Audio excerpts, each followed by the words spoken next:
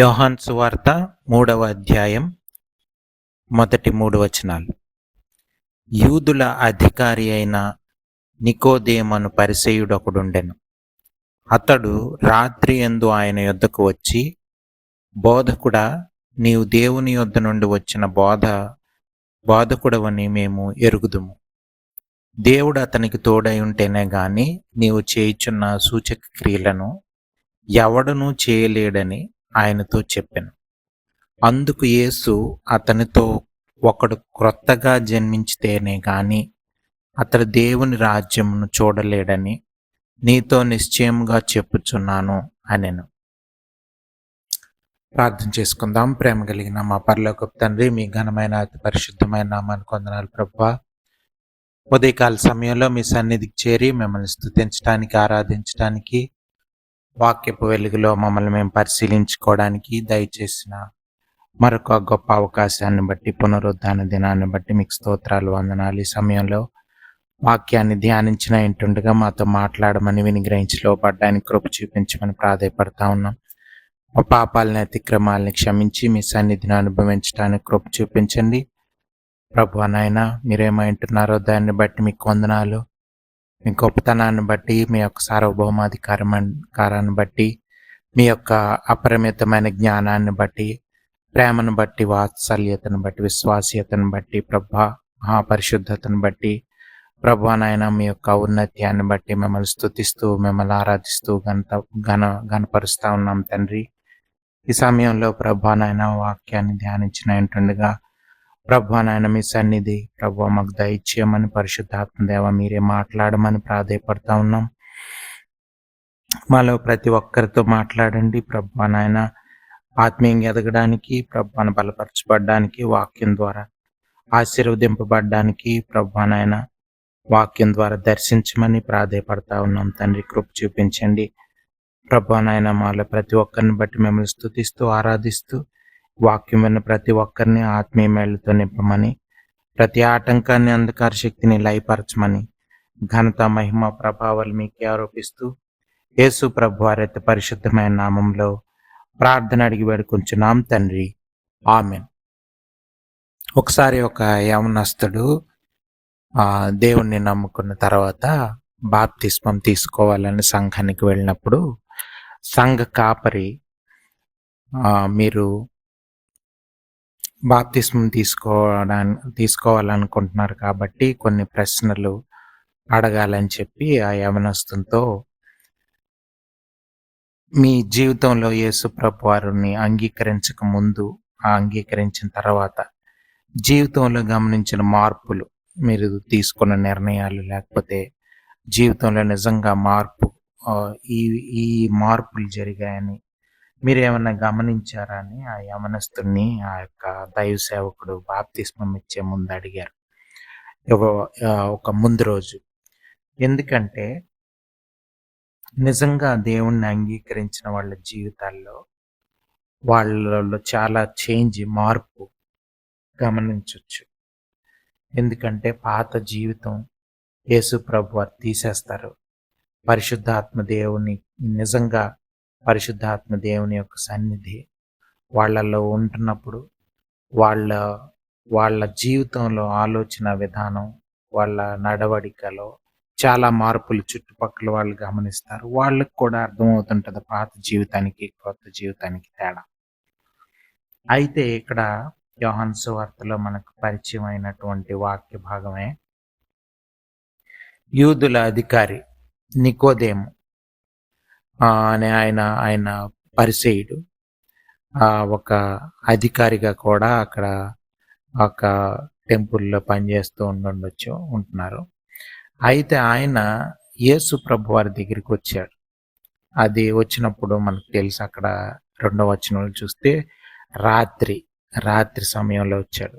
ఎందుకంటే అక్కడ యేసు ప్రభు పరిసయ్యులు చాలా మంది ఆ యొక్క దేవాలయంలో ఉంటున్న వాళ్ళకి యేసు ప్రభు వారంటే పడని పరిస్థితుల్లో ఉంది. ఒకవేళ ఈ యేసుని వెంబడించే వాళ్ళంటే ఆయన అధికారం పోవచ్చు, లేకపోతే ఆయన్ని వెలివేయచ్చు. రకరకాలుగా లోపల టెంపుల్లో పరిస్థితి వేరేగా ఉంటుంది. దాని వలన అయ్యుండొచ్చు రాత్రి సీక్రెట్‌గా వచ్చిన కారణం. ఏదేమైనా యేసు ప్రభువాన్ని కలుసుకోవాలనుకోవడం, ఆయన ఆయన మీద ఉన్నటువంటి అభిప్రాయం కూడా అక్కడ చెప్పారు. ఎందుకంటే ఆహ్, అందరిలాంటి బోధకుడు యేసు ప్రభువారు కాదని నికోదేముకి అర్థమవుతుంది. ఆయన పరిచర్యను చూస్తున్నప్పుడు. ఆయన ద్వారా యేసు ప్రభువారి ద్వారా తండ్రి చేసినటువంటి అద్భుత కార్యాలు, ఆశ్చర్య కార్యాలు ఇవన్నీ కూడా ఆయన గమనిస్తూ ఉంటున్నాడు. దేవుని యందు నుండి వచ్చిన బోధకుడవని మేమెరుగుదాం. దేవుడు అతనికి తోడై ఉంటేనే గాని నీవు చేయుచున్న సూచక్రియలను ఎవడునూ చేయలేడని ఆయనతో చెప్పాను. అంటే రైట్ అండర్‌స్టాండింగ్ ఉంది ఆయనకి. ఆయనకి స్క్రిప్చరల్ నాలెడ్జ్ ఉండొచ్చు. పరిసేయుడు కాబట్టి, బోధకుడు కాబట్టి, లేకపోతే అధికారిగా ఉంటున్నాడు కాబట్టి బాగా దేవుని యొక్క వాక్యం మీద మంచి అవగాహన ఉన్నదనేది మనకు తెలుస్తుంది. దాన్ని బట్టి కూడా దేవుని యొక్క ప్రత్యక్షత అతనికి కొంత దొరికిందని మనం గమనించవచ్చు. దేవుడు అతనికి తోడై ఉంటేనే గాని ఎలాగా ఎవరు చేయలేరన్నది ఆయన గమనిస్తున్నాడు. చాలా మందికి అర్థం కాకపోయినా చాలా మంది యేసు ప్రభువారి మీద ద్వేషం, పగ పెంచుకుంటున్నా సరే నికోదేముకు మాత్రం సరైన అండర్‌స్టాండింగ్ అన్నది యేసు ప్రభువారి పట్ల కొంచెం ఆయనకి సదభిప్రాయం ఉన్నదాన్ని మనం గమనించొచ్చు. అందుకే అసలు తెలుసుకుందాం, ఆయన్ని కలుసుకుందాం అన్న ఉద్దేశం ఉంది. అందుకని యేసు ప్రభువారు కూడా చాలా మంచి మాటలు నికోదేముతో చెప్పారు. ఎంతోమందికి లేని అవకాశం నికోదేముకి యేసు ప్రభువారు ఇచ్చారు. అందుకు యేసు అతనితో కూడా 3వ వచనం, ఒకడు క్రొత్తగా జన్మించితేనే గాని అతడు దేవుని రాజ్యమును చూడలేడని నీతో నిశ్చయముగా చెప్పుచున్నానని. క్రొత్తగా జన్మించాలి అంటే నికోదేముకి యేసు ప్రభువారి పట్ల ఉన్న అభిప్రాయం, ఆయనకున్నటువంటి నాలెడ్జ్, లేకపోతే ఆయనకి స్క్రిప్చర్ మీద ఉన్న పట్టు, లేకపోతే ఇవన్నీ సరిపోవు అని అర్థం. మనం ఇక్కడ నేర్చుకోవలసినటువంటి పాఠం ఏంటంటే,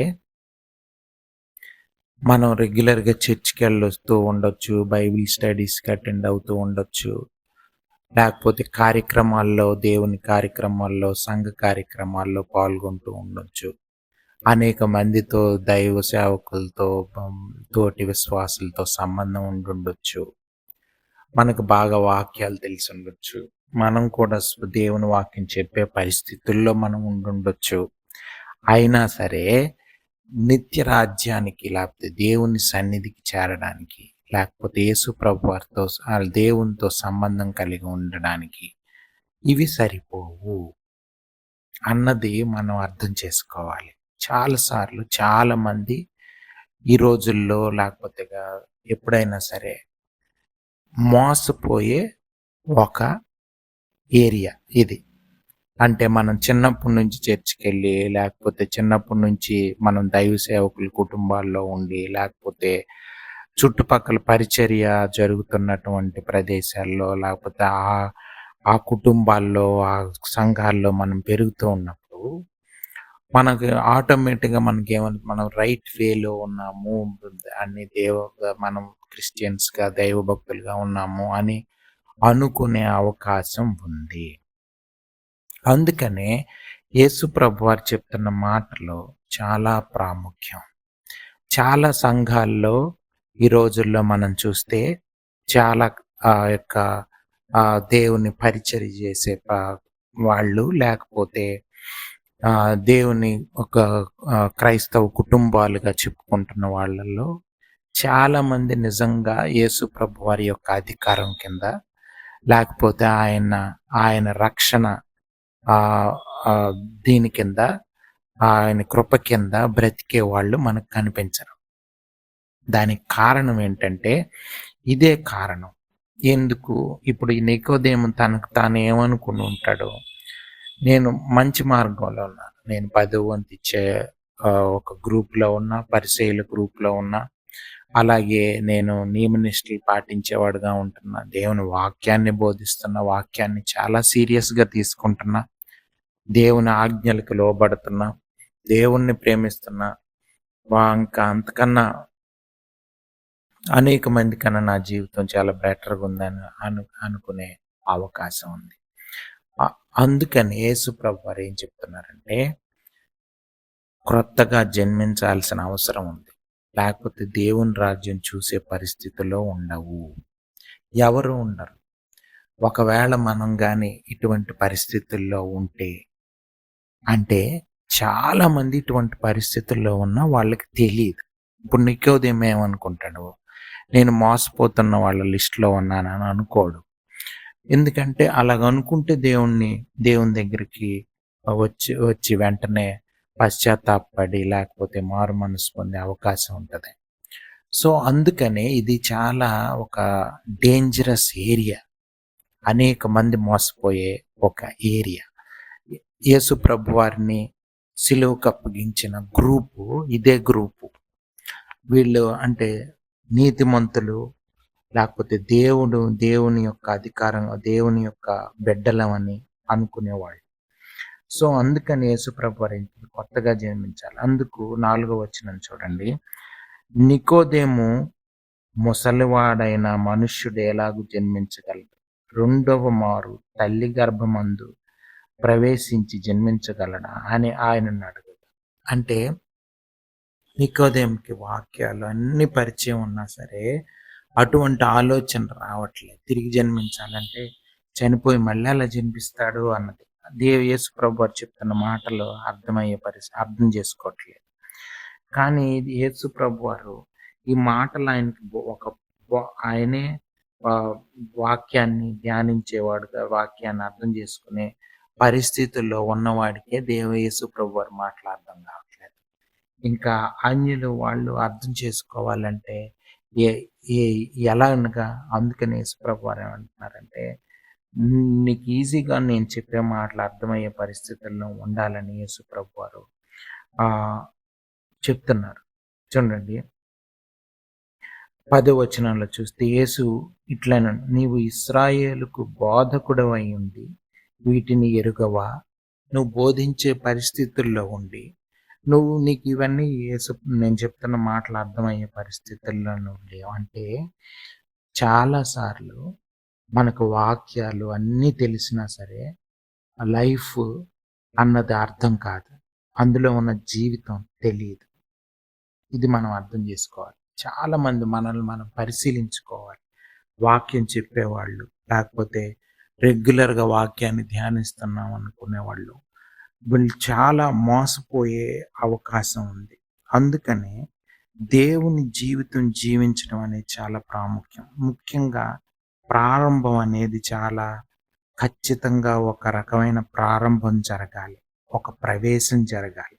ఆ ప్రవేశం ఏంటంటే తిరిగి జన్మించాలి. అంటే పాత జీవితాన్ని మనం విడిచిపెట్టే పరిస్థితుల్లో మనం ఉండాలి. అంటే ముందుగా దేవుని యొక్క ఉద్దేశాలని, దేవుడిని అర్థం చేసుకునే పరిస్థితుల్లో మనం ఉండాలి. అంటే దేవుని వైపు చూసే వాళ్ళంగా మనం ఉండాలి ఎప్పుడు కూడా. ఇది కాకుండా మన వైపు చూస్తూ మనల్ని మనం మంచివాళ్ళుగా అనుకుంటూ, మనం గొప్పవారుగా అనుకుంటూ, మనం పరిశుద్ధులుగా అనుకుంటూ, మనం దేవుణ్ణి ప్రేమించే వారిగా అనుకుంటూ ఉంటే ప్రమాదంలో పడిపోయే అవకాశం ఉంది.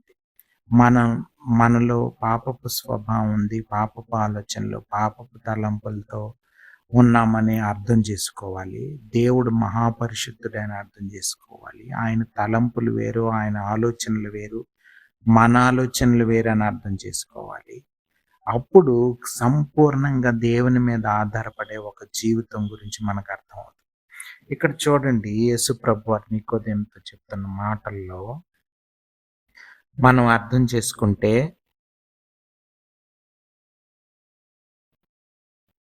చాలా ప్రాముఖ్యమైన మాటలు మనకి ఇక్కడ ఉన్నాయి. చూడండి,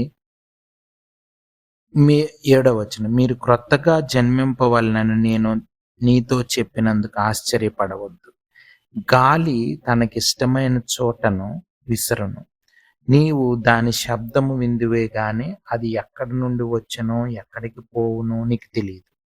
ఆత్మ మూలముగా జన్మించిన ప్రతివాడును అలాగే ఉన్నాడనెను. అందుకు నికోదేము ఈ సంగతులు ఎలాగు సాధ్యములని ఆయనను అడుగగా యేసు ఇట్లనెను. ఇశ్రాయేలుకు బోధకుడవై ఉండి వీటిని ఎరుగవా? మేము ఎరిగిన సంగతియే చెప్పుచున్నాము. చూచిన దానికే సాక్ష్యం ఇచ్చుచున్నాము. మా సాక్ష్యము మీరు అంగీకరింపరని నీతో నిశ్చయముగా చెప్తున్నాను. భూ సంబంధమైన సంగతులు నేను చెప్పితే మీరు నమ్మకున్నప్పుడు పరలోక సంబంధమైనవి మీతో చెప్పిన యెడల ఎలాగు నమ్ముదురు? మరియు పరలోకము నుండి దిగి వచ్చిన వాడే అనగా పరలోకములో ఉండు మనుష్య కుమారుడే తప్ప పరలోకమునకు ఎక్కిపోయిన వాడెవడునూ లేడు. చూడండి, ఇంకా మనం 14వ వచనం. అరణ్యములో మోషే సర్పమును ఎలాగూ ఎత్తెనో అలాగే విశ్వసించు ప్రతివాడును నశింపక ఆయన ద్వారా నిత్యజీవం పొందినట్లు మనుష్య కుమారుడు ఎత్తబడవలెను. చూడండి, ఇవి చాలా ప్రాముఖ్యమైన మాటలు మనం అర్థం చేసుకోవాలి. ఈ ఈ మా ఇవన్నీ చెప్తున్న మాటలు నికోదేముకి ఈజీగా అర్థం అవ్వాల్సిన అవసరం ఉంది. ఎందుకంటే నికోదేము ఒక బోధకుడుగా ఉంటున్నాడు, వాక్యం తెలిసిన వాడిగా ఉంటున్నాడు. చూడండి, యేసు ప్రభు వారి గురించి యెహెజ్కేలు గ్రంథంలో యెహెజ్కేలు ప్రవక్త ముందుగానే ఆ యొక్క నూతన జీవితం గురించిన మాటలు అక్కడ ఉన్నాయి. 36వ వచనం 36వ అధ్యాయం యెహెజ్కేలు గ్రంథం చదివితే మనకు అర్థమవుతుంది. చూడండి, 24వ వచనం 36వ అధ్యాయం యెహెజ్కేలు. నేను అన్ని జనులలో నుండి మిమ్మల్ని తోడుకొని ఆయా దేశములలో నుండి సమకూర్చి మీ స్వదేశంలోనికి మిమ్మల్ని రప్పించదను. మీ అపవిత్రత యావత్తు పోవునట్లు నేను మీ మీద శుద్ధ జలము చల్లుదను. మీ విగ్రహముల వలన మీకు కలిగిన అపవిత్రత అంతయు తీసివేసేదను. నూతన హృదయం మీకు ఇచ్చేదను. నూతన స్వభావం మీకు కలుగు చేసేదను. రాతి గుండె మీలో నుండి తీసివేసి మాంసపు గుండెను మీకిచ్చేదను. నా ఆత్మను మీ అందుంచి నా కట్టడలను అనుసరించి వారిని గాను నా విధులను గైకొను వారిని గాను మిమ్మల్ని చేశాను. ఇవన్నీ దేవుని యొక్క వాగ్దానాలు ఇశ్రాయేలీల పట్ల. ఈ వాగ్దానం యేసు ప్రభు వారి ద్వారా నెరవేర్చబడబోతుంది. అలాగే యేసు ప్రభు వారు కూడా ఒక ఇల్లస్ట్రేషన్, అంటే పాత నిబంధన ఆ కాలంలో జరిగినటువంటి మోషే ఇశ్రాయేలీలను నడిపిస్తున్న సమయంలో వాళ్ళు సొమ్మసిల్లిపోయే పరిస్థితుల్లో ఉంటున్నప్పుడు దేవుని మీద సణిగి గొణిగినప్పుడు దేవుని యొక్క ఉగ్రత వాళ్ళ మీదకి వచ్చి సర్పాలు వచ్చి వాళ్ళందరినీ కాటేస్తూ ఉంటే, వాళ్ళు చనిపోతూ ఉంటే వాళ్ళు మోషే దగ్గరికి వచ్చి వేడుకుంటారు, మా కోసం ప్రార్థన చేయి, మేము చనిపోతున్నాం అంటే. అప్పుడు మోషే ప్రార్థన చేసినప్పుడు ఒక ఇత్తడి సర్పం చేయించి దాన్ని నిలవబెట్టమని దేవుడు చెప్తాడు. ఆ సర్పం వైపు చూసిన వాళ్ళు బ్రతుకుతారని.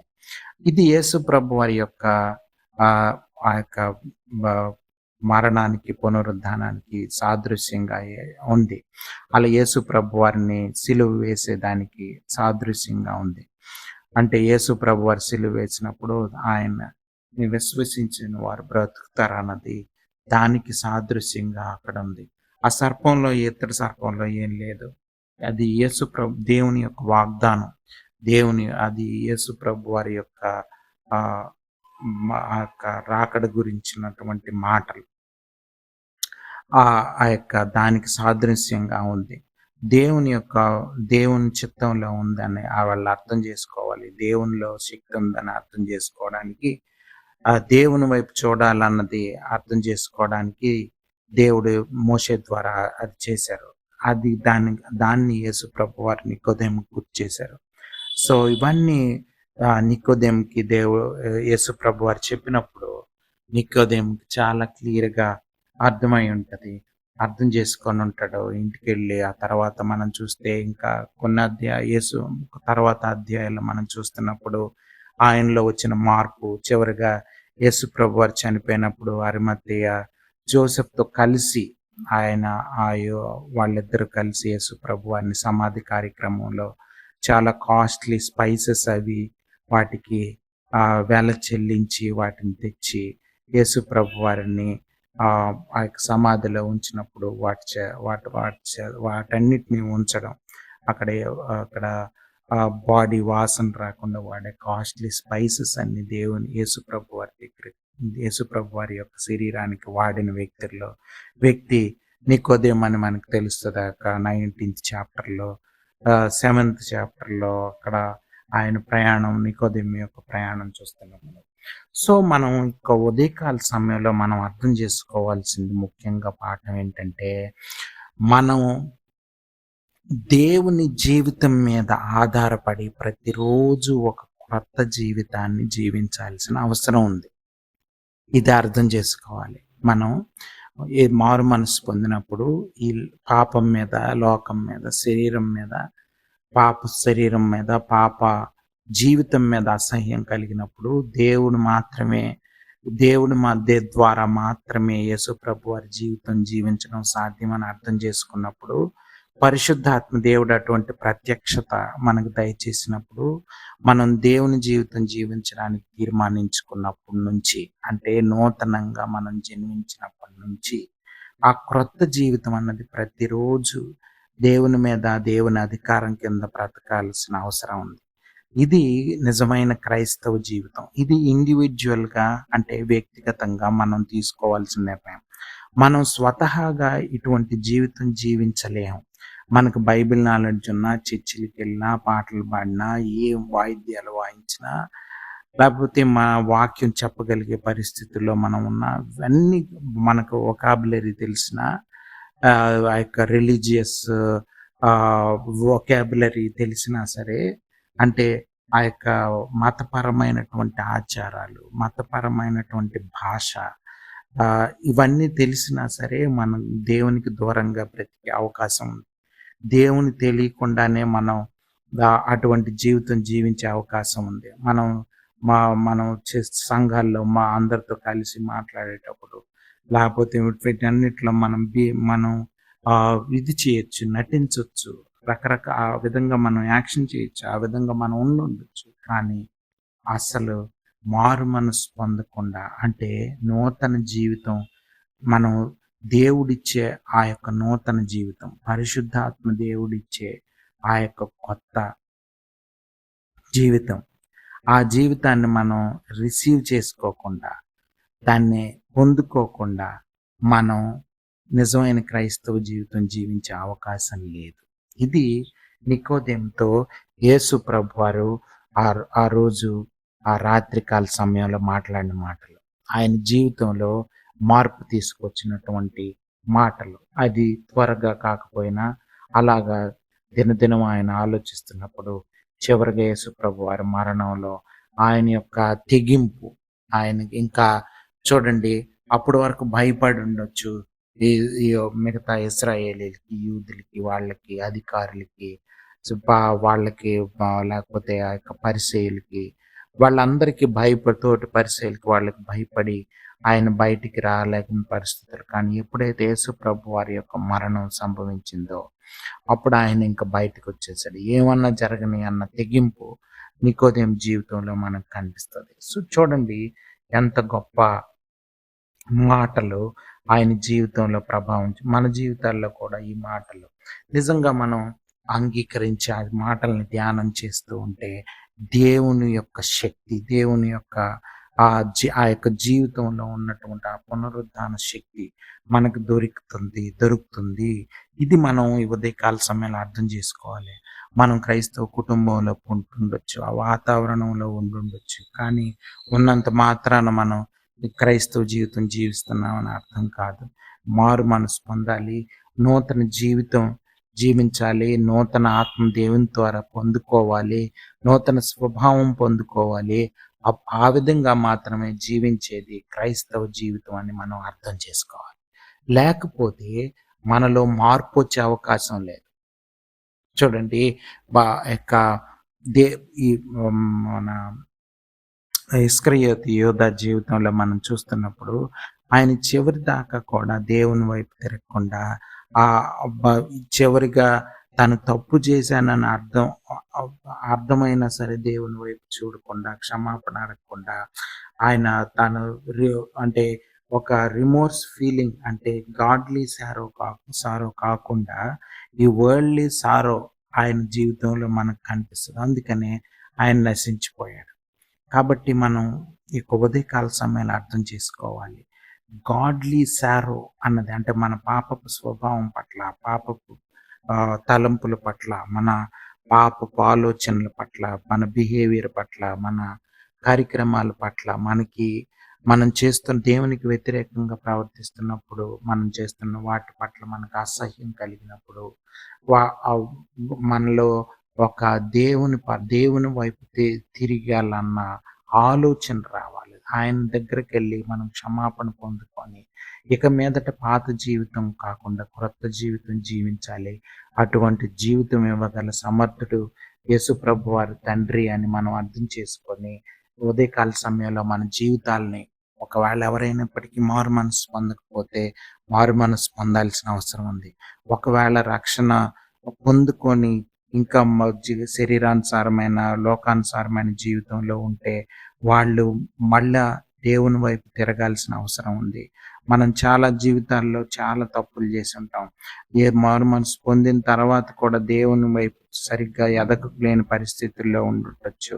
అటువంటి వారందరూ కూడా మనం మరలా దేవుని వైపు తిరిగి సంపూర్ణంగా నూతన జీవితం జీవించాల్సిన అవసరం ఉంది. నూతన స్వభావం పొందుకోవాల్సిన అవసరం ఉంది. అందులో ఎదగాల్సిన అవసరం ఉంది. రక్షణ ఆనందంలో కొనసాగాల్సిన అవసరం ఉంది. సో ఉదయకాల సమయంలో ఈ మాటల ద్వారా యేసు ప్రభు వారు మనతో మాట్లాడాలని మనం అర్థం చేసుకుందాం. అటువంటి గొప్ప జీవితం దేవుడు మనకి దయచేయాలని, జ్ఞానం దయచేయాలని ప్రార్థన చేసుకుందాం. ప్రేమ కలిగిన మా పరలోకపు తండ్రి, మీ ఘనమైన అతి పరిశుద్ధమైన నామానికి వందనాలు ప్రభువా. ఉదయకాల సమయంలో ప్రభువా నాయన మాతో మాట్లాడినందుకు మీకు వందనాలు. ఎవరైతే మారుమనస్సు పొందలేదో వాళ్ళ జీవితాల్లో ప్రభువా నూతన కార్యం జరగడానికి సహాయం దయచేయండి. ఎవరైతే మారుమనస్సు పొంది రక్షణ పొందుకున్నారో వాళ్ళల్లో రక్షణ ఆనందంలో కొనసాగడానికి కృప చూపించమని, ఘనత మహిమ ప్రభావాలు మీకే ఆరోపిస్తూ వాక్యం భద్రపరచమని, అంధకార శక్తిని లయపరచమని యేసు ప్రభు వారి అతి పరిశుద్ధమైన నామంలో ప్రార్థన అడిగి వేడుకుంటున్నాం తండ్రి. ఆమేన్.